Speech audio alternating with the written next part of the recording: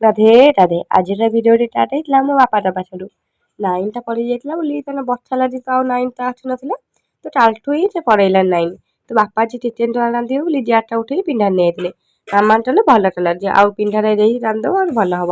ତ ମୁଁ ଏଇ ଧଡ଼ ସବୁ ସାଇଡ଼୍ ସୁଇଟ୍ କରିଦେଉଛି ଡରମ ହେଲେ ଏତେ ସବୁ ଖାଇବା ଆଉ। ତ ମାମା ତ ଝାଡ଼ୁ ଦ୍ୱାରା ସାଇଡ଼୍ ସୁଇଟ୍ କରିଦେଇଥିଲା।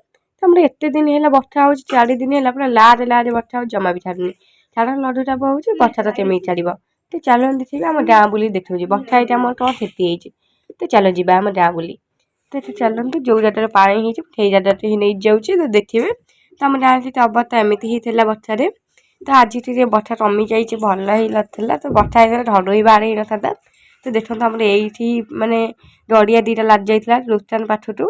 ତ ଆହୁରି ବି ବେଠି ପାଣି ଅଛି ଆଣ୍ଠୁଆ ପାଣି ମୁଁ ଏତେ ବାଟକୁ ଗଲିନି ତ ପାଦେଇ ପାଣି ପଠେଇ ଦେଖାଉଛି। ତ ଆମର ଯଦି ଆଉ 5-6 ଦିନ ବର୍ଷା ହେଇଥାନ୍ତା ଲଘୁଚାପ ହେଇଥାନ୍ତା ଆମର ବନ୍ୟା ହେଇଯାନ୍ତା ଆଉ କ'ଣ ଯେ କହିବି। ତ ମୁଁ ଏଠି ପଳେଇ ଯାଇଥିଲି ତ ଏଠି ବହୁତ ସାରା ହିଁ ପାଣି ହେଇଯାଇଥିଲା। ଏଠି ମୁଁ ଘରକୁ ପଳେଇ ଯାଇଥିଲି ଘରେ ଆଠି ଦେଖିଲା ବେଳକୁ ବାପା ଆମ ଝିଅ ତର ଏଠି ବସିକି ରାନ୍ଧୁଛନ୍ତି। ଆମ ଝିଅ ତର ମୋ ବାପା ପଛରେ ରାନ୍ଧା ଶିଖୁଛି।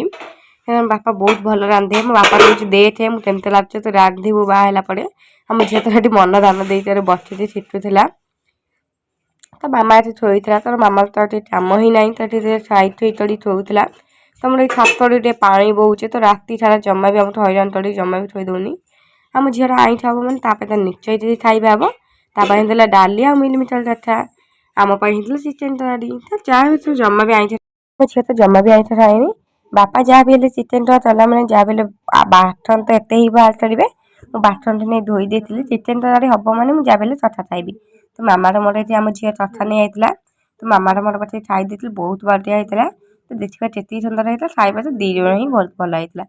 ବାପା ଆଜି ଖାଇ ଦେଇଥିଲେ ତ ଗରମ ଆମ ଝିଅ ପାଇଁ ବି ମାମା ଏଠି ବାଢ଼ି ଦେଇଥିଲା। ତ ସେମାନେ ଖାଇସାରିଲା ପରେ ମାମାର ମୋର ମିଶିକି ଖାଇବୁ। ତ ଆଜିର ମିନି ବ୍ଲଗ୍ ଏଇଠି ରଖୁଛି। ଜାଣିଛି ମୋ ଭିଡ଼ିଓଟା ବି ଏତେ ବି ଭଲ ହେଇନଥିବ ମୋ ପାଟି ଲାଗୁଛି କେହି ବି ଖରାପ ଭାବିବେନି।